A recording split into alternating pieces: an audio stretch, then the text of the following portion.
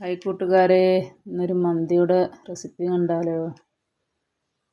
ഇതൊരു സിമ്പിൾ റെസിപ്പിയാണ്. എല്ലാവരും ഒന്ന് ട്രൈ ചെയ്ത് നോക്കി ഫീഡ്ബാക്ക് അറിയിക്കണേ.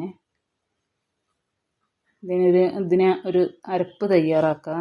ആവശ്യമായ സാധനങ്ങൾ: കുറച്ച് ചെറിയുള്ളി, കുറച്ച് വെളുത്തുള്ളി, ഒരു സവാള അരിഞ്ഞത്, ഒരു കഷ്ണം ഇഞ്ചി, മല്ലിയില.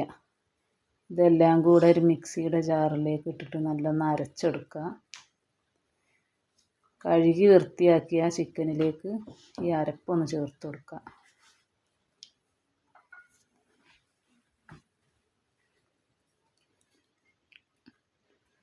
ഇതിലേക്ക് നമുക്ക് കുറച്ച് മന്തി മസാല ഇട്ട് കൊടുക്കുക. ഇത് വീട്ടിൽ തന്നെ വറുത്ത് പൊടിച്ച മസാലയാണ്. കുറച്ച് മന്തി മസാല ഇട്ട് കൊടുക്കുക. പിന്നെ 2 മാഗി ക്യൂബ്, കുറച്ച് സൺഫ്ലവർ ഓയിലും കൂടി ഒഴിച്ച് കൊടുക്കുക. കുറച്ച് മഞ്ഞൾപ്പൊടിയും ഇട്ട് നന്നായി ഒന്ന് മിക്സ് ചെയ്തെടുക്കുക. ഉപ്പ് ഇടേണ്ട ആവശ്യമില്ല. ഈ മാഗി ക്യൂബിൽ തന്നെ ആവശ്യത്തിനുള്ള ഉപ്പുണ്ടാവും. നല്ലോണം മിക്സ് ചെയ്ത് 1 മണിക്കൂർ റെസ്റ്റ് ചെയ്യാൻ വെക്കുക.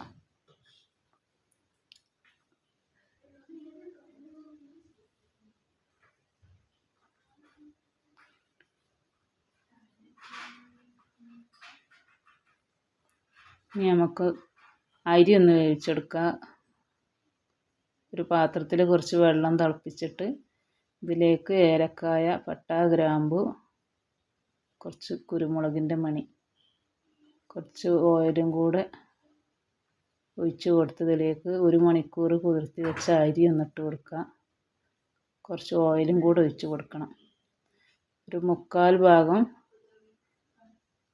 വേവിച്ചെടുക്കുക. 1 മണിക്കൂർ റെസ്റ്റ് ചെയ്യാൻ വെച്ച ചിക്കനൊന്ന് ലോ ഫ്ലെയിമിൽ വെച്ചൊന്ന് വേവിച്ചെടുക്കുക. നല്ലോണം ഒരു ഭാഗം വെന്ത് വരുമ്പോൾ തിരിച്ചിട്ട് കൊടുത്തൊന്ന് വേവിച്ചെടുക്കുക. 2 സൈഡും നല്ലൊന്ന് കുക്കായി വരുമ്പോൾ ഇതിന് കുറച്ച് ഓയിൽ കോരിയെടുക്കുക.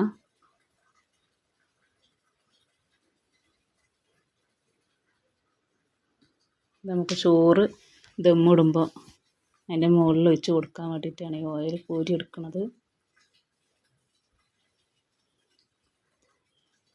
3/4 ഭാഗം വെന്ത റൈസ് ഇതിൻ്റെ മുകളിൽ പകുതി ഇട്ട് കൊടുത്ത് നമ്മൾ കോരി വെച്ച ഓയിൽ പകുതി ഒഴിച്ച് കൊടുക്കുക.